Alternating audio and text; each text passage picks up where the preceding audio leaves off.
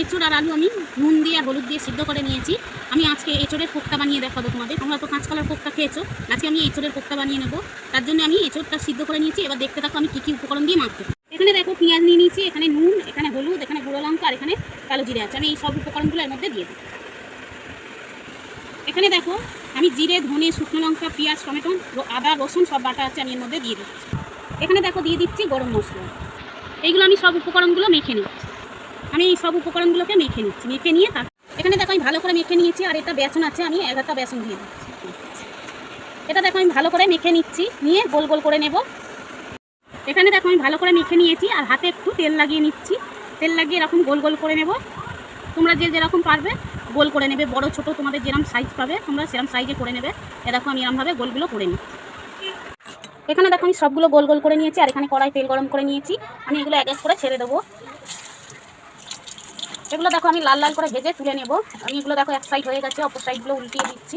এরকম লাল লাল করে ভেজে নিতে হবে। আমি দেখো ভেজে নিয়েছি লাল লাল করে, আমি এগুলো তুলে নিচ্ছি। এখানে দেখো সব কোপ্তাগুলো ভেজে নিয়েছি, এঁচোড়ের কোপ্তা। আর এখানে দেখো আমি ফোড়নে দিয়ে দেবো একটা শুকনো লঙ্কা আর জিরে। তোমরা এখানে দেখো আমি পেঁয়াজ দিয়ে দিয়েছি, একটা বড় সাইজের পেঁয়াজ কুচিয়ে নিয়েছিলাম, এটা দিয়ে দিলাম। এখানে দেখো একটু রসুন করে দিয়ে দিচ্ছি। এখানে দেখো পেঁয়াজটা ভাজা ভাজা হয়ে গেছে। আমি এখানে দিয়ে দিচ্ছি শুকনো লঙ্কা, আদা, রসুন, পেঁয়াজ, টমেটো, তারপরে জিরে, ধনে সব কিছুই দেওয়া আছে, এগুলো আমি দিয়ে দিলাম এর মধ্যে। এখানে দেখো আমি পরিমাণ মতো নুন দিয়ে দিচ্ছি। এখানে দিয়ে দিচ্ছি আমি কাশ্মীরি লঙ্কা দিয়ে দিচ্ছি। এখানে দেখো আমি পরিমাণ মতন দই দিয়ে দিচ্ছি। এখানে দেখো আমি অল্প একটু গরম মশলা দিয়ে দিচ্ছি। আমি এখানে অল্প একটু চিনি দিয়ে দিলাম। এখানে দেখো আমি কড়াইশুঁটি দিয়ে দিচ্ছি, তোমাদের কাছে থাকলে দেবে, নাহলে স্কিপ করে দিতে পারো। দেখো মশলাটাকে ভালো করে কষে নিয়েছি। আমি মিক্সির জারটা দিয়ে জলটা দিয়ে দিচ্ছি। আমি এটা দেখো চাপা দিয়ে দিচ্ছি, গ্রেভিটা ফুটে যাক, তারপর দেখাচ্ছি। আমি এই ঢাকাটা খুলে নিচ্ছি। দেখো গ্রেভিটা ভালো করে ফুটে গেছে। আর এখানে এঁচোড়ের যে কোপ্তাটা আমি বানিয়ে রেখেছি এগুলো এর মধ্যে দিয়ে দিচ্ছি একে একে। সেটা ভালো করে ফুটুক, আমি তখন এর ওপর দিয়ে একটু ঘি ছড়িয়ে দিই। এখানে দেখো আমি এতটা পরিমাণে ঘি দিয়ে দিচ্ছি।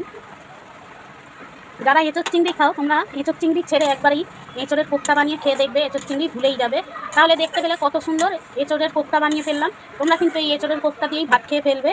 দেখতে পাচ্ছ কতটা সুন্দর হয়েছে। আর যদি এই ভিডিওটা একটু ভালো লেগে থাকে এই শর্টটা, তাহলে লাইক, কমেন্ট, শেয়ার, সাবস্ক্রাইব করে দাও। আর তোমরা সকলে সুস্থ থাকবে, ভালো থাকবে। আবারও একটা নতুন রেসিপি নিয়ে চলে আসবো। আজকের মতো